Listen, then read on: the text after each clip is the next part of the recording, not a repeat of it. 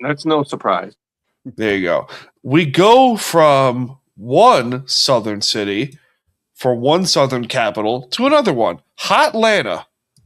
We go to Atlanta, Georgia, with the Atlanta Falcons. Finished last season. This team, I fought tooth and nail between them and the Saints to win this division. As I recall, Dustin, didn't we both predict Atlanta would make the playoffs a year ago? Yeah, that didn't go so well. So the Falcons finished last season with a 7-10 record. Forget what I just said. We didn't say that. Anyway, the Falcons finished last season with a 7-10 record. This team, out of all four teams, I think had the best offseason. Out goes Raheem Morris, enters Kevin Stefanski, which is a great hire. Say what you want, Browns fans. I'm sorry. You had to have been happy with Kevin Stefanski in Cleveland. I'm sorry. Yeah. Thank you. He won you a playoff game, which hasn't happened since the days of Brian Sipe. Okay, 1980, whatever year that was. 1994. Oh, you gave Bill Belichick. You gave him more credit. I was going to say since the Eisenhower administration. I was going to go to the Reagan administration because that's where I was going to. Reagan, and that's I have a good Reagan impression. They gave up the drive one year, and then the next year it was it the fumble at the goal line? I have a good Reagan impression. Who wants to hear it? Okay, lay it on us. It's from Family Guy. Oh, Reagan smash! I know it's a Reagan smash. Reagan needs ride home.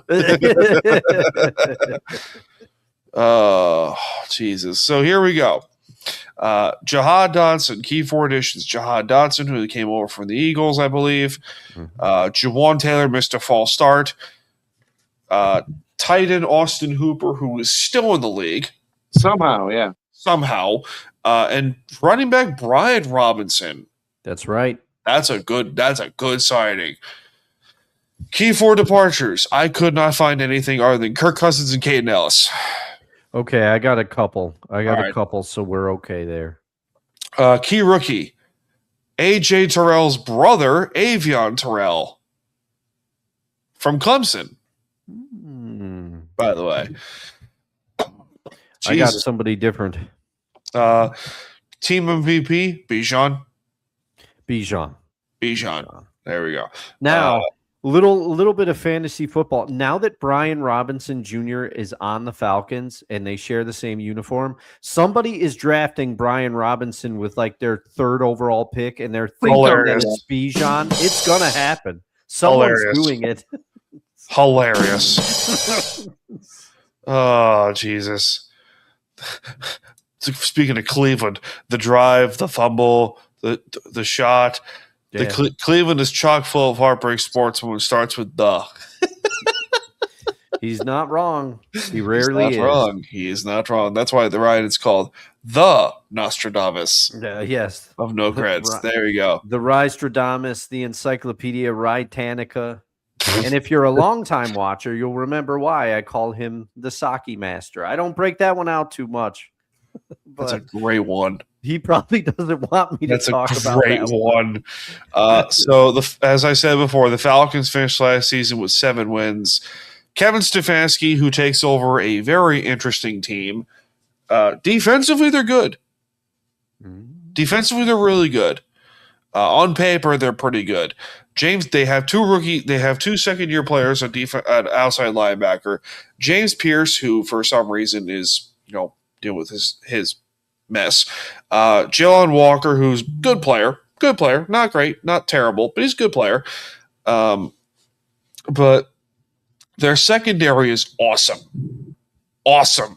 Avion Terrell, A.J. Terrell, and Jesse Bates are men in the fort down there in Atlanta. The secondary. Here's the thing with Atlanta. As Ryan says perfectly, the Falcons' defense is going to be good. The Falcons' offense, on the other hand, pick your poison between the battle of the lefties. Yes. Because it's Michael Penix versus Tua Tagovailoa. Battle of the lefties. Mm-hmm. Jesus. I don't know. I was fighting tooth and nail between 7-10 or 10-7. Because I like the roster. I love the Stefanski hire. Yes, I have no issue with this Kevin Stefanski hire. So, Kevin, defend your boy, Kevin. Well, as I said, Bad joke. if your name's Kevin, I laughed at it. you're in great, good graces right off the bat. There But you go. he, like I said, he won a playoff game in Cleveland. That should give him a statue down there just for that.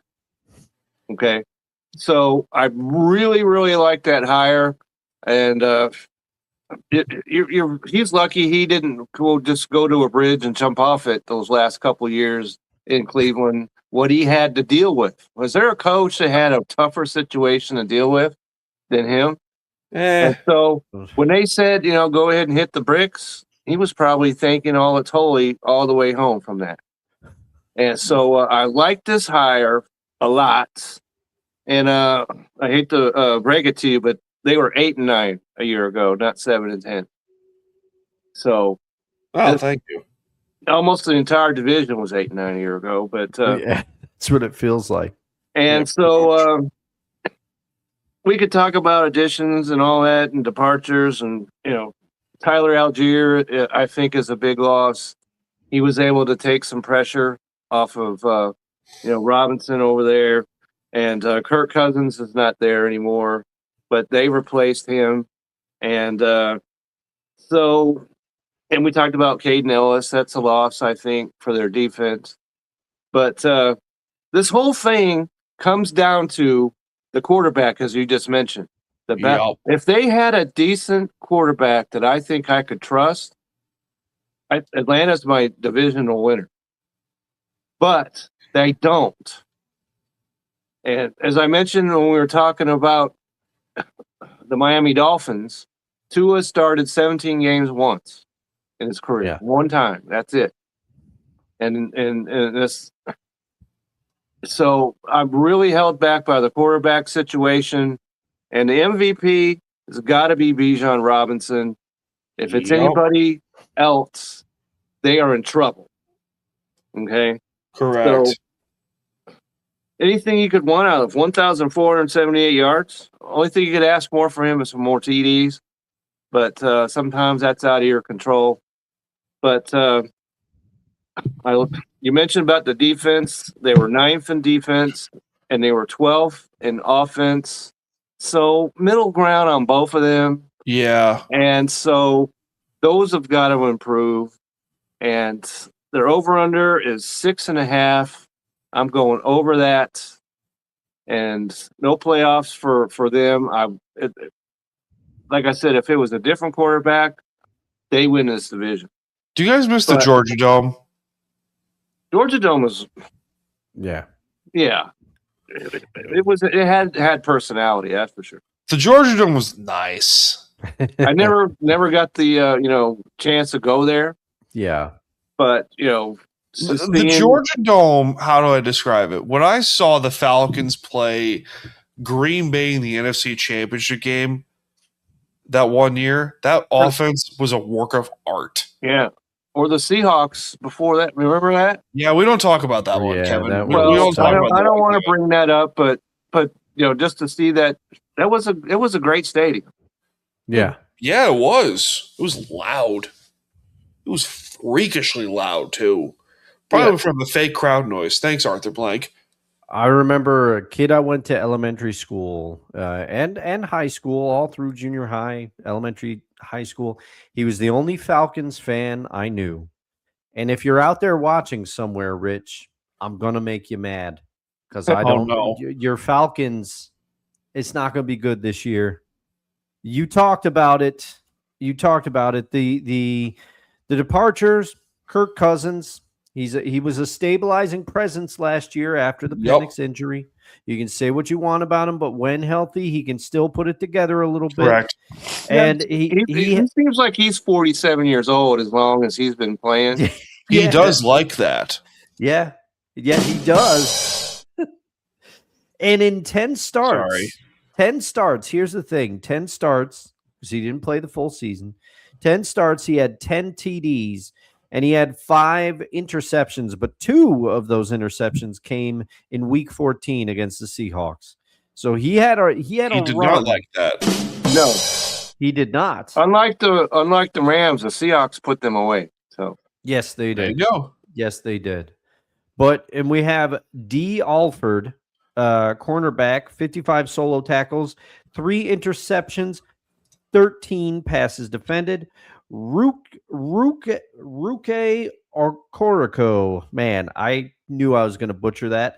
that sounds right to me. I don't know if it is, but you brought it. So There you He go. had He 3.5 sacks last year and, 17 games played. So I put him down as a little bit of a loss.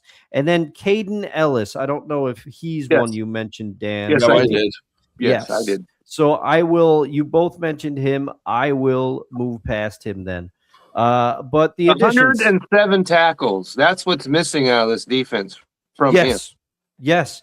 57 of them solo. So, I mean, he was getting after it last year. You mentioned Brian Robinson. I think for addition, it's a good depth improvement. Yeah, they may have lost Algiers, but Robinson, I think, is a net gain at the backup running back there. You mentioned Dodson, so I won't go into it. Tua's the big addition, but I don't know what you get from him.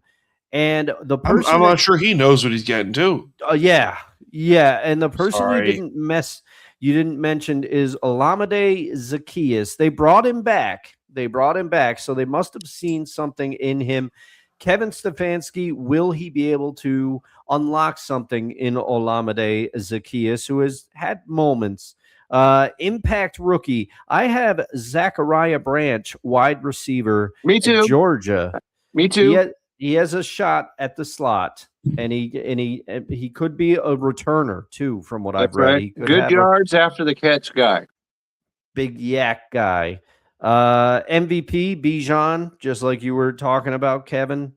But here's the thing: I got the Falcons 6-10, no playoffs.